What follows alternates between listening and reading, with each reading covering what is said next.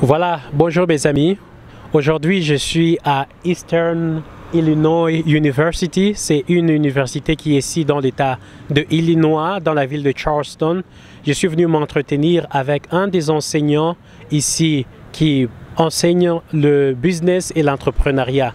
Nous allons parler de l'entrepreneuriat, nous allons parler du business, mais aussi nous allons parler de l'éducation.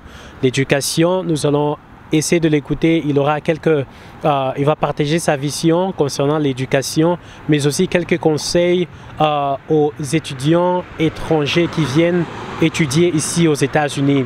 Quel genre de faculté plutôt, quel genre d'option, comment choisir ton option d'études quand tu viens ici aux États-Unis. On va parler de tout ça. Si vous êtes intéressé, restez jusqu'à la fin de cette vidéo pour ne rien rater. N'oubliez pas de vous abonner à cette chaîne, mais aussi d'activer la cloche de notification et de liker cette vidéo. Laissez les commentaires ou les questions que vous avez. Nous allons voir dans quelle mesure du possible vous apporter réponse. Merci pour votre temps. Restez connectés. Merci. À bientôt. Je ne sais pas si vous pouvez voir un tout petit peu. Voilà. Je vais essayer juste de filmer un tout petit peu. Voilà. Ici, c'est l'entrée. C'est là que se trouve le président de l'université et aussi l'administration principale se trouve dans ce château que vous voyez ici. Ce n'est pas un hôtel, mais plutôt une université. Voilà, n'hésitez pas. Merci, merci, merci. Merci pour vos commentaires et pour toutes questions que vous pouvez avoir. Voilà. Ok. How many people are here for Business 1000? You're just checking off the list. How many of you are like, I've got to do this, but I'm actually kind of interested? All right, fantastic. Comme vous le savez, le but de notre chaîne, c'est de pouvoir partager aussi des contenus qui vont tout autour de l'éducation, dans l'espoir de pouvoir voir ce que nous pouvons retenir, ce que nous pouvons adapter chez nous en Afrique, en voyant ce qui se passe ici aux États-Unis. Donc dans ce cadre, je suis avec un des professeurs ici dans l'université de EIU. On va échanger avec lui, on verra ce que nous pourrons, comment je vais dire, apprendre de cet échange. Soyez à l'écoute et si vous avez des commentaires ou des questions, laissez ça au bas de cet écran dans les commentaires. Hello Evan. Hi. Hi, how are you doing? I'm great. That's good. So good to have you today. Thanks for having me. Please introduce yourself to my audience. Sure. Yeah, my name is Evan Kubicek. I'm a marketing and entrepreneurship faculty here at EIU. So I get it's the privilege of being able to go through right behind the School of Business. So this is where we teach. My office is actually just up there in one of the windows spots up there.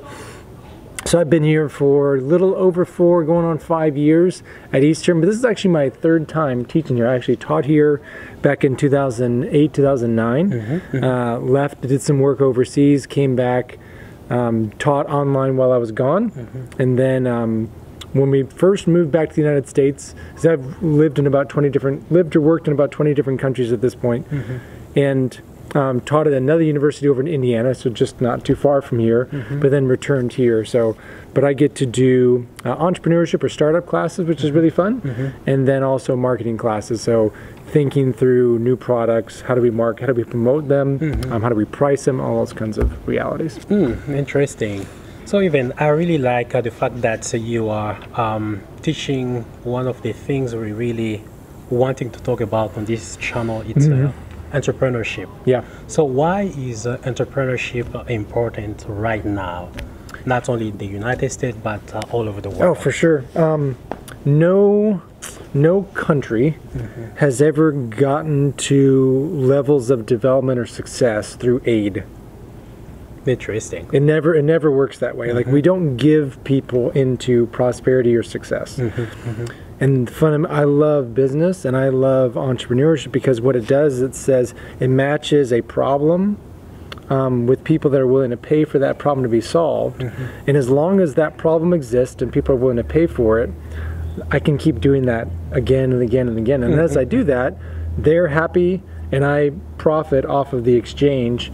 But also, I've been able to do business in a way, and some of the business that I do now, where in addition to making a product or a service, you know, physical good or a service, and then getting paid to do that, I can also connect with a social problem or a social challenge, or provide employment for people that might not find employment as easily. And like I said, there's complications around the not-for-profit or the NGO process, because I'm always focused on money.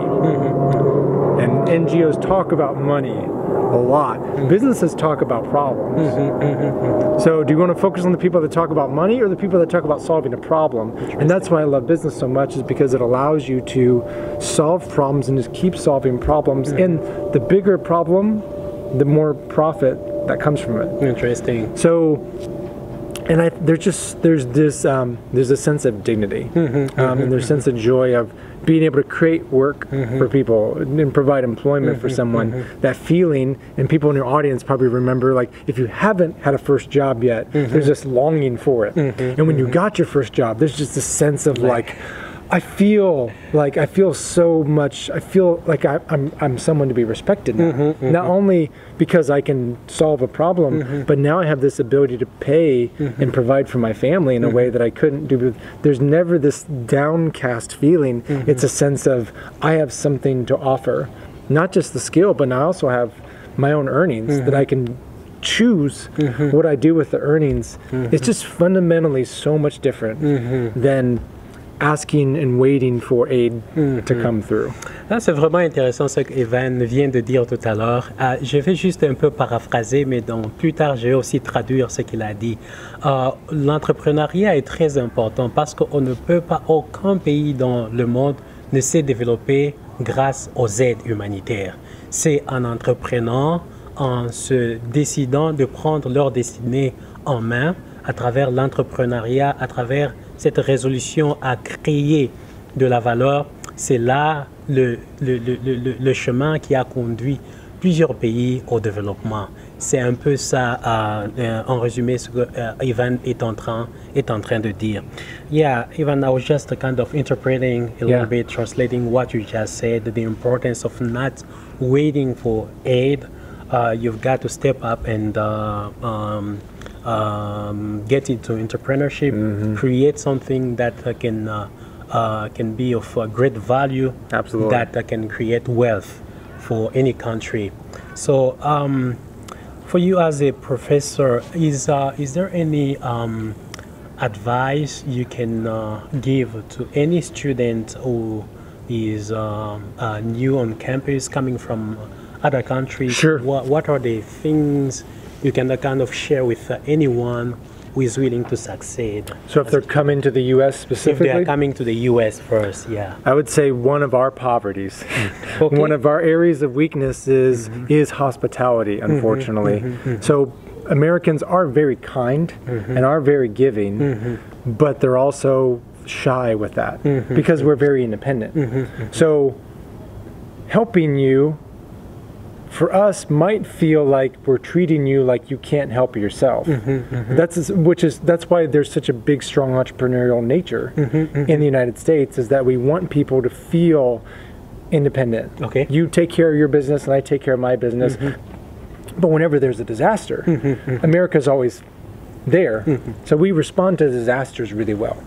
But just general welcoming hospitality, we can be a little more distant and a little more cold.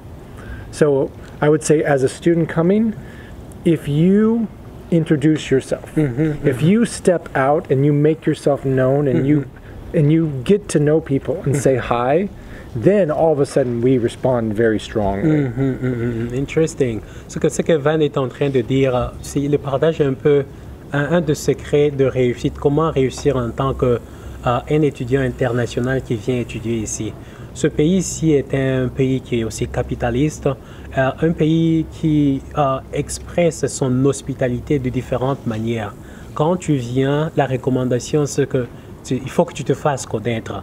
Ne sois pas timide, fais-toi connaître. Et une fois que les gens ont une idée de qui tu es, tu ouvres une porte qui va te permettre d'avoir un peu plus de l'aide, plus d'hospitalité, plus de gens qui pourront s'intéresser à toi et par conséquent t'apporter ce dont tu peux avoir besoin pour réussir ici aux États-Unis, plus précisément dans les universités. Is there anything else you would like to add? I would, yeah. So don't be afraid to ask. Like, so people are people get very fixated on what they're doing, but if you say, "Can I join you?" Like, I would like to learn, then we're most likely to say, "Yeah." But we don't think to ask people to join us. But if you ask to join what we're doing, most people are say, "Oh, of course, you're happy to come." We're busy, so we assume everyone's busy. When you come over as a student, you have availability, you have free time, and you don't know what to ask or where to look for it. So there is, I think there's just a level of boldness that a student needs to be able to show. And once you do that, then all of a sudden you're introduced to a lot more people. Ça, c'est vraiment très intéressant. Et aussi, ici, Evan est en train de dire un aspect très important, parce que le royaume des cieux, n'est-ce pas, appartient aux violents. Quand tu viens dans ce pays, les gens assument que tu es aussi occupé, comme tout le monde ici. Et par conséquent, si tu vois quelque chose en train de se passer, n'attends pas d'être invité. Entre guillemets, invite-toi. Demande si tu peux te joindre à eux.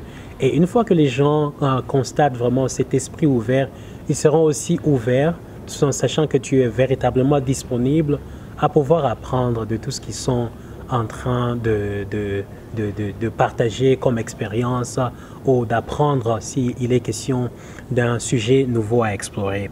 Thank you, Evan, for that.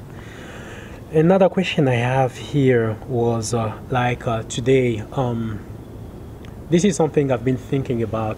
I told you, one of the goals of this channel is to empower people who are looking into how to go to college, and one of the difficulties has to do with how to choose a major. Sure. For instance. So is there anything you can advise for an international student when they're about to come here?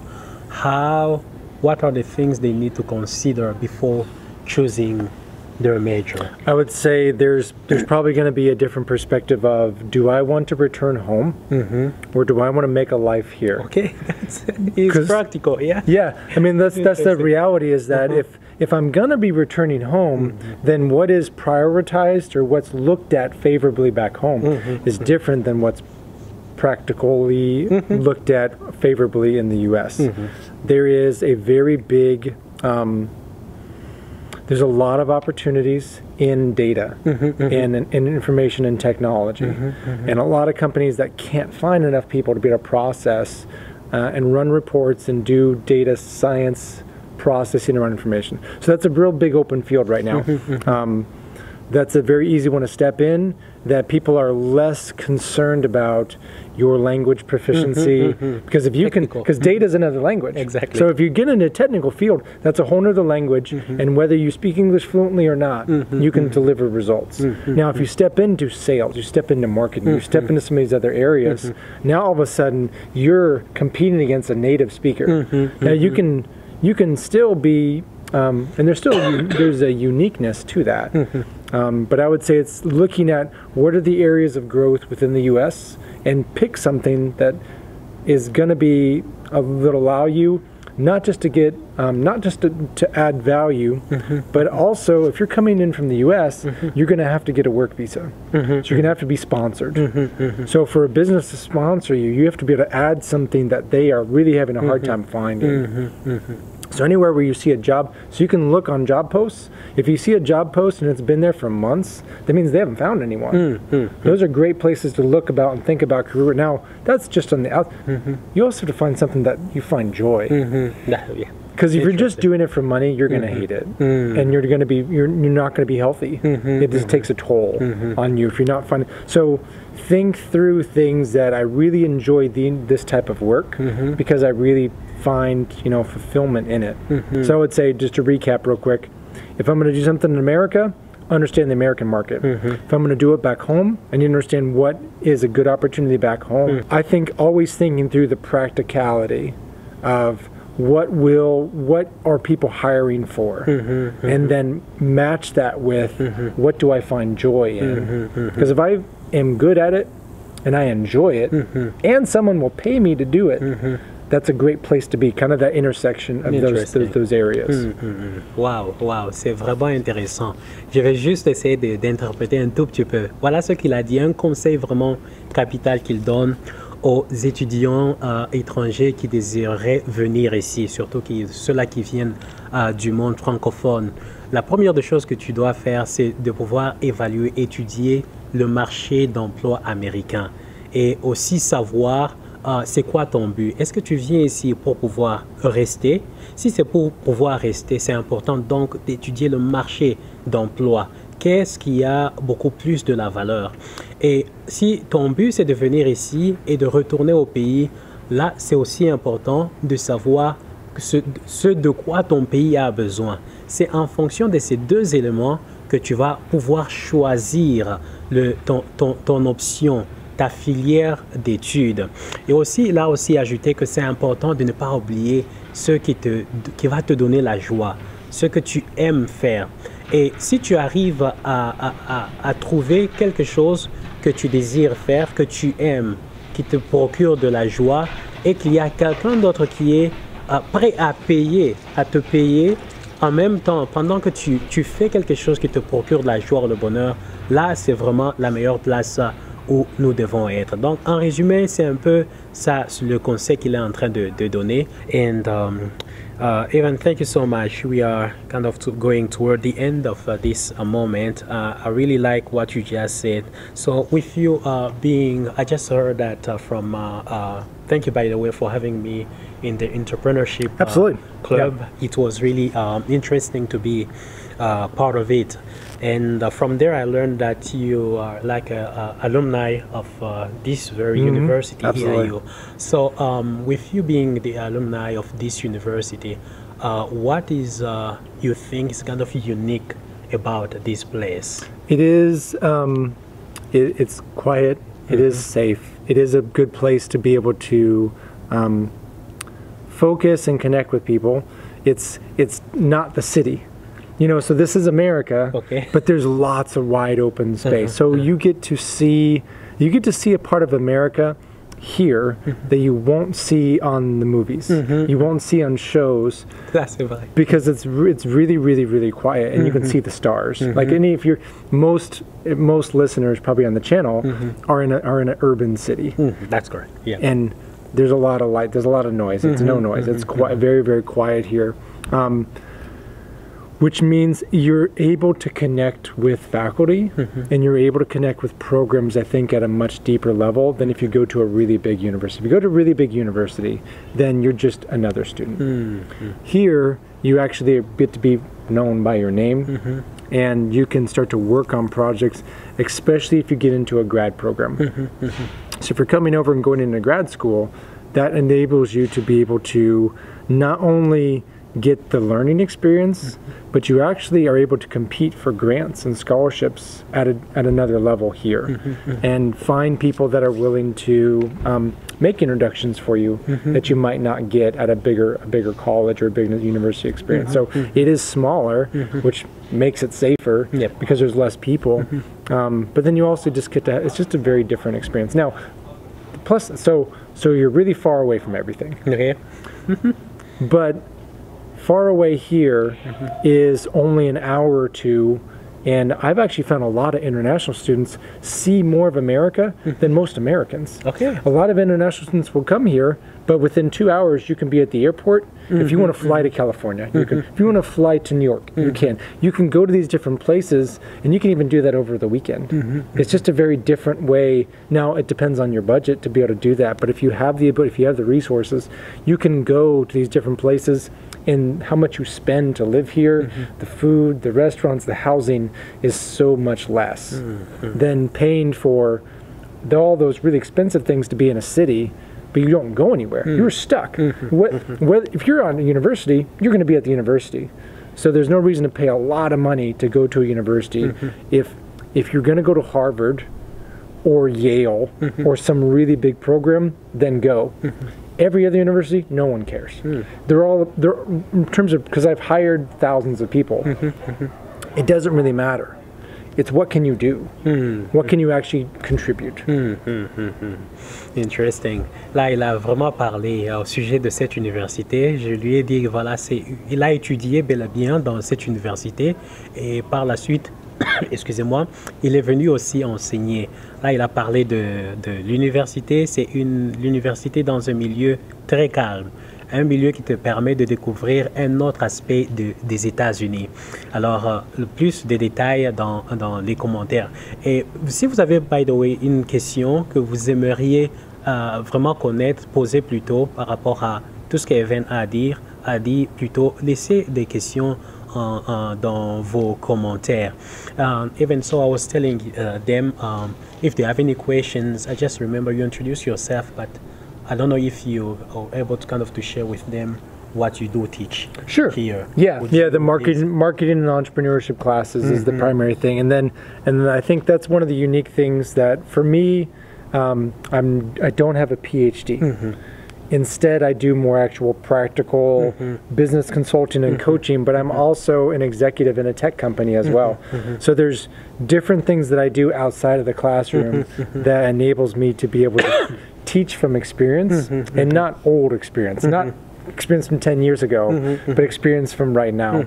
And I think that I find that with some of my other faculty members that I teach with is that they also are actively involved in business right now. Some that are doing more research, but some that run a company or they run a business and they're working with customers. So when they give an example, it's from modern, today, current experience, which you don't always find at places for me, which is always fun to be able to, because for me, so go back to me as a student, I'm an alumni, right? That was one of my frustrations, was that as a student, I'm in the classroom and the professor's talking, but a lot of their experience or examples are outdated. And now, outdated is 2 years ago. Things move so quickly. Yes, that's true. You have to have people that can really teach from a really relevant place. Intéressant. So, si vous avez des questions, vous pouvez les envoyer. Evan va pouvoir vous aider juste un tout petit peu. Voilà, il enseigne le business, mais aussi l'entrepreneuriat. Il n'a pas de PhD, mais il a beaucoup d'expérience. Il a une expérience qui est active. Il est membre des compagnies à succès ici aux États-Unis et aussi ce qui lui donne vraiment un avantage, c'est aussi bien d'être formé par quelqu'un comme Evan parce qu'il a une expérience qui est pratique. Nous, d'après ce qu'il est en train de dire, nous sommes dans un monde où les choses sont en train de changer. Presque chaque 2 ans, il y a un changement. Vous avez besoin de quelqu'un qui est dans le marché, qui a l'expérience, mais aussi qui sait s'adapter au changement qui est dans le marché et apporter cette expérience fraîche aux étudiants. Voilà, c'est ce que Evan est en train de dire. We are almost done with this interview. Is there anything that additional you have on your mind, given everything I'm sharing on this YouTube channel? Sure. For my audience in Africa or here, anything that you believe may be helpful for them? From the entrepreneurship side, yes. And I think there's a bit of a tension. Is that as an entrepreneur, I want you to just go do it. Now there's knowledge you need to pick up. For sure, that can make you more effective at what you're doing. But if you have to choose between the two, for me as a professor at this university, come to our university. We'd love to have you, right? And come say hi if you come here. Vous êtes invité à cette université. Absolutely, we'd love to have you at EIU. From the entrepreneurship side, I'd much rather you just start. Just do it. Because a lot of times we feel like, well, I can't because I don't have knowledge. The reality is that you just have to believe you'll figure it out. If you believe you're going to figure it out, because you will be repeatedly coming into a new challenge that has never been seen before. Especially in the last couple of years, the entire world experienced something that it's not new to humanity. Humanity has gone through these things before, but our memory is so short that people didn't know what to expect or how to respond or what to do. So for us, this was a brand new experience. I use that as an example because for an entrepreneur, that's almost every week. Every week as an entrepreneur, you're coming across a challenge that's new, and you have to just be able to think and act quickly, come up with a solution, and not have your emotions tight. I think a lot of times where I want to avoid failure. And if I do fail, that means I should quit. And an entrepreneur doesn't think that way. An entrepreneur thinks, I haven't figured it out yet, but I'm going to, and nothing's going to stop me until I do. So you have to just kind of, some people are naturally that way, some are stubborn. And if you're naturally that way, you've probably got a few scars, and your mom probably treated you the way you needed to be treated all through your childhood. And that's a good indicator, like, yeah, if I'm stubborn, I've got to put my stubbornness in the right direction. Intéressant. Thank you so much, Evan. En tout cas, il a dit quelque chose de très, très profond et nous allons essayer de développer plus tard. Mais en résumé, ce qu'il conseille au sujet de l'entrepreneuriat. Si vous êtes invité, by the way, à cette université, mais au sujet de l'entrepreneuriat, Evan vous conseille de ne pas attendre d'avoir toute la connaissance. Il faut prendre une décision qui est majeure, qui va déterminer votre succès, c'est de commencer. Commencez d'abord. Et c'est après avoir commencé, que vous allez aussi apprendre tout au long de votre marche d'entrepreneuriat. Well, Evan, thank you so much for your time. It was really nice to have you with us. C'est bon. Thank you. Merci beaucoup. C'est bon. Allez, merci à vous. En tout cas, restez connectés. On va faire un effort de traduire tout ce que Evan a partagé avec nous. Et le but de cette chaîne, c'est de pouvoir aller dans différentes universités, avoir des moments comme celui-ci, mais aussi avoir toutes sortes d'informations qui peuvent vous aider là où vous êtes afin de pouvoir, comment je vais dire, vous enrichir au sujet de tout ce qui concerne les universités américaines, l'éducation américaine. Et je ferai un effort aussi pour filmer un peu les bâtiments, les classes, pour voir qu'est-ce que nous pouvons apprendre, qu'est-ce que nous pouvons prendre plutôt de l'expérience américaine, pourquoi ne pas adapter aussi à notre expérience. Merci pour votre temps et à très bientôt. Merci. Bye bye.